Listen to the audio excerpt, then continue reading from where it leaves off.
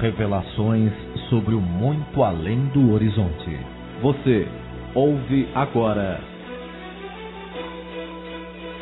Projeto Orbon, uma ação em prol da cidadania planetária.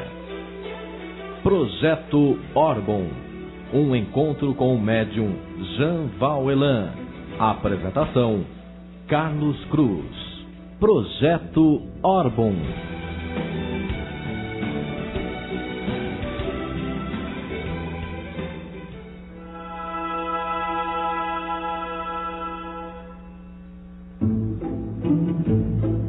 Boa noite a todos. Iniciamos nesse instante mais um programa Projeto Orbon, sonhando e trabalhando por um mundo melhor. Hoje, o último programa do ano.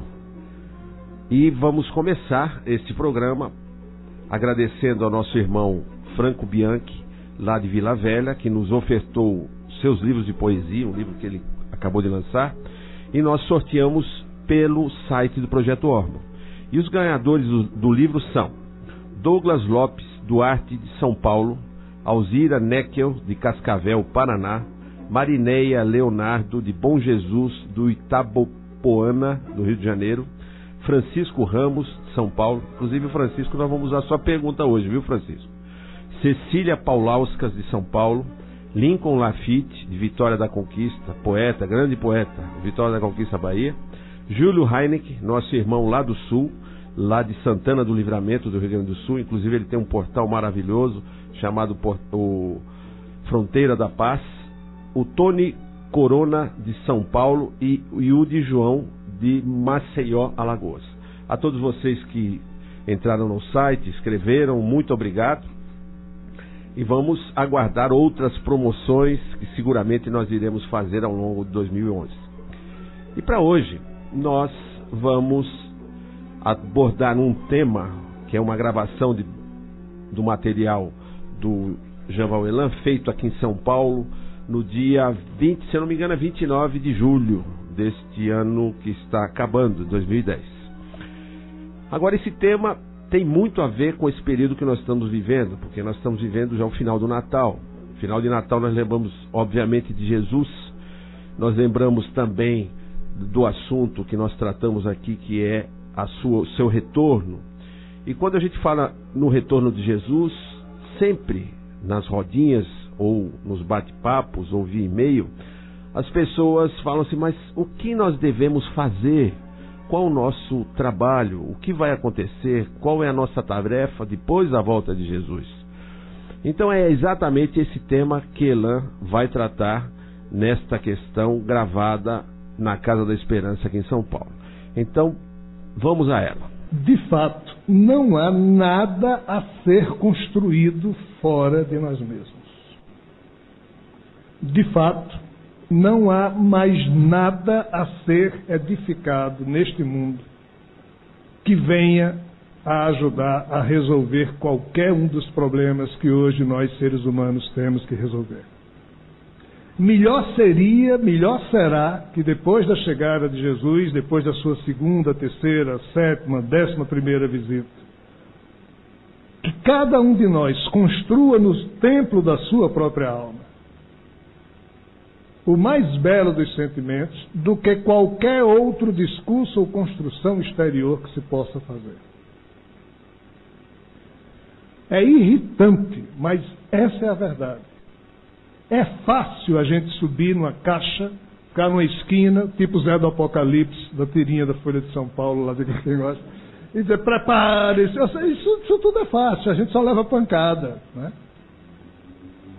Falar para os outros é fácil, ainda que a gente erre muito. Sinalizar para os outros é fácil. A nossa incompetência está em construir no íntimo de nós mesmos o essencial da história. E o que diabos é o essencial da história? Eu não devia falar, mas vou falar um pouco.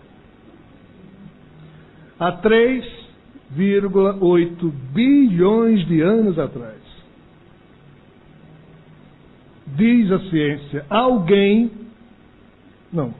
ciência não diz isso ainda. A ciência diz que há 3,8 bilhões de anos atrás apareceu nesse planeta Terra, que tem 4,6 bilhões de anos, uma molécula-mãe, que ninguém sabe como ela surgiu, como ela foi criada, ou de onde ela veio. E essa molécula-mãe, e aí eu estou falando de ciência, foi quem deu origem ao longo desses 3 bilhões e 800 milhões de anos a todos os corpos de todas as formas de seres vivos que existem na natureza terrena. Então, a perninha de um mosquito, o dente de um jacaré, esse corpo meu, esse corpo de vocês, qualquer vegetal, galinha, rato, pernilongo, o que for que existir de forma viva, só existe porque essa molécula-mãe começou a se replicar, primeiro de forma a clonar-se e se replicando, num processo de geração de outras moléculas semelhantes a ela. E a partir de um certo momento, seres pluricelulares, ou seja, com mais de uma célula, passaram também a existir. Ao longo dessa lenta evolução é que a natureza, há cerca de 480 milhões de anos da explosão do Cambriano, começou a criar vida abundante. Mas tudo começou com essa molécula-mãe. O que é que a ciência diz sobre essa molécula-mãe? Os cientistas criaram uma primeira teoria a respeito dela. Essa molécula-mãe surgiu através da geração espontânea. Até hoje, ninguém nunca conseguiu provar que assim foi. Até hoje, quase todo mundo já acredita que assim não foi, por um motivo bem simples.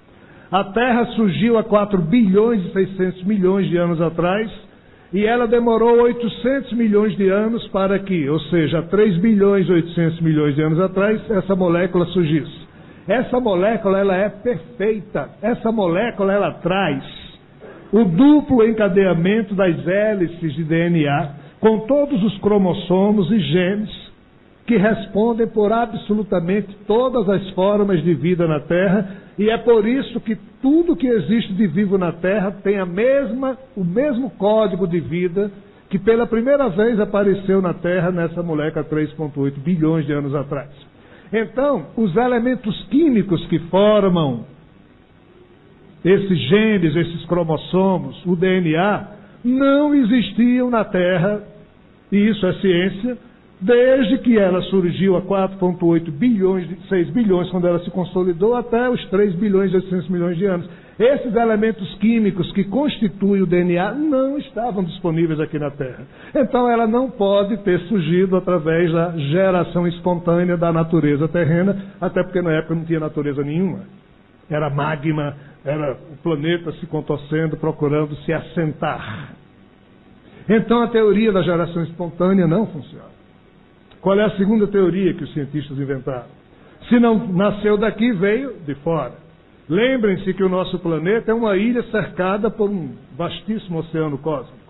E que do jeito que as marés levam as suas ondas por sobre a areia da praia, esse oceano cósmico joga as suas marés de cometas, asteroides, poeira cósmica, ventos cósmicos, partículas subatômicas, partículas, micropartículas, a toda hora jogando em cima do planeta.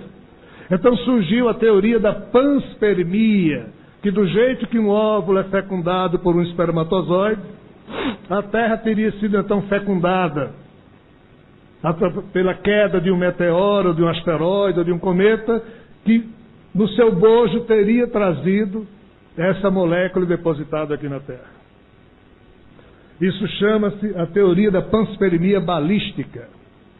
Porém, Francis Crick, ganhador do Prêmio Nobel, exatamente porque foi ele que descobriu a hélice espiralada do DNA, disse que seria impossível que uma molécula tão complexa quanto essa tivesse penetrado na natureza e caído na Terra e tivesse se mantido intacta, por um motivo bem simples. Qualquer coisa que venha lá de fora não pousa na Terra, bate, explode quando começa a atritar com a atmosfera. Então essa molécula não teria resistido, o grau de complexidade, de perfeição dessa molécula não teria resistido à entrada na atmosfera e ao choque de um meteoro, de um cometa ou de um asteroide. Então, segundo Francis Crick, cientista, prêmio Nobel, ele diz que a única coisa que explica essa molécula é que ela tenha aqui chegado dentro de um artefato fechado. Aí quando ele falou isso, nos anos 70, aí os jornalistas, quer dizer que você, cientista, prêmio Nobel, está dizendo que Deus mandou essa molécula para cá? Ele disse, eu sou um cientista, eu não acredito em Deus. Mas, então você está falando de extraterrestre? Eu sou um cientista, eu não acredito em extraterrestre. Mas então quem foi? Não sei, alguém mandou, mas eu não sei quem foi esse alguém. Porque não tem outra explicação. Pois muito bem. Quem é que diabos colocou essa moléculazinha aqui na Terra? Aí Javé disse que foi ele. E a coisa é tão doida que isso está provado que foi ele. Como? Existe um livro chamado O Código de Deus, de Greg Braden, que é fantástico. Em que Greg Braden percebeu algo que nunca as religiões tinham percebido. Greg Braden percebeu que as 4 bases químicas que formam o DNA, na hora em que você faz uma relação dessas 4 bases químicas com a numerologia presente no alfabeto hebraico, e depois com a numerologia advinda da Cabala consociada ao alfabeto hebraico, e depois com a mesma numerologia associada ao alfabeto arábico. Os senhores sabem quais são as 4 letras, sim, e depois com o peso atômico dos elementos químicos presentes nas 4 bases químicas, os senhores sabem quais são as letras que aparecem nessas 4 bases químicas? Não sabem, não? Javé. I-H-W-H, quer dizer, Javé. Matematicamente, isso não pode ser coincidência. Porque são muitos padrões e obstáculos a serem superados para que uma coincidência absolutamente precisa se estabeleça em todas as componentes do padrão estatístico da demonstragem ou da demonstração que se pretende aferir. Então é uma coincidência perfeita, e isso não existe. E o pior, quem foi o ser que criou o alfabeto hebraico? Javé. Como? Foi ele que deu a Torá a Moisés.